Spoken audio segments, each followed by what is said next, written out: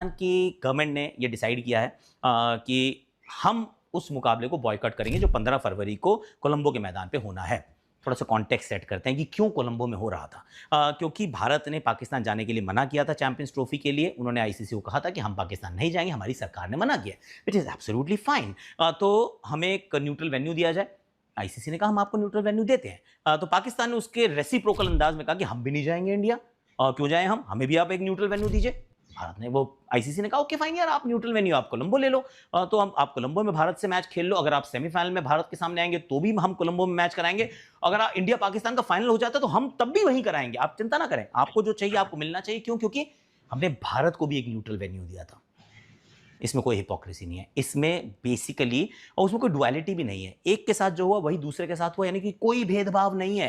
पर पाकिस्तान को इसमें भी चैन नहीं आया। उन्होंने कहा नहीं, बांग्लादेश के साथ कुछ गलत हुआ है और उनके साथ कुछ गलत हुआ है तो हम इंडिया पाकिस्तान का मैच बॉयकॉट करेंगे।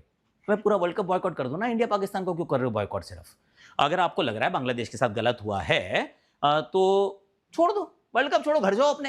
अपना आपस में खेल लो, मतलब वो पीएसएल वगैरह या फिर कोई टूर्नामेंट आपको अच्छा लगा हो बच्चों बच्चों के साथ मिला के आप खेल लो।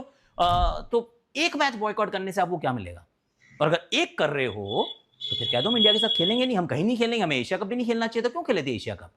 3 संडे को एक के बाद एक फैंटी लगाई गई थी, तो मत खेलते यार, मना कर देते कि आपको नहीं खेलना इंडिया के सामने मुकाबले।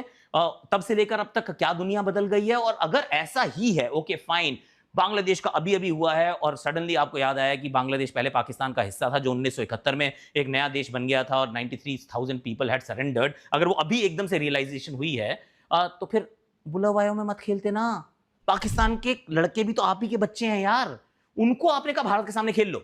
भारत तुम्हारी पिटाई कर दे, तुम हार जाओ, वहां पे हम मतलब बेइज्जती सहने को तैयार हैं, पर हम, ये हमारे बच्चे नहीं है क्या? I am just confuse. क्योंकि कंफ्यूजन इस प्रकार का है कि जिस दिन आप खेल रहे हो इंडिया के सामने उस दिन आप कैसे डिसाइड कर सकते हो कि हम वो वाला मैच नहीं खेलेंगे? I mean let that make sense. मतलब सेंस नहीं है, सेंसिबिलिटी नहीं है। तो मैं तो बहुत ही हैरान हूं पाकिस्तान ने क्या करने का फैसला किया है, पर अब ले लिया है फैसला। वहां पे तो मुझे लगता है कि वेट ही कर रहे होते हैं कि कुछ किया जाए। मतलब शहबाज शरीफ जी भी वेट कर रहे होते हैं कि पाकिस्तान को मैच तो जीते, हम ट्वीट करें। अब वो उस प्रकार का देश चल रहा है। पर अब इसका रेपरकशंस क्या होंगे, मैं जरा मोटा माटी बात करूं कि आई डोंट नो कि इवेंचुअली क्या होगा, रिटर्न रूल क्या है, लीगैलिटी क्या है, हाउ डू आई नो। पर कुछ चीजें तो होंगी, कुछ स्पोकन होंगी, कुछ अनरिटन होंगी। क्योंकि अब जो वर्ल्ड क्रिकेट है वो क्या देख रहा है?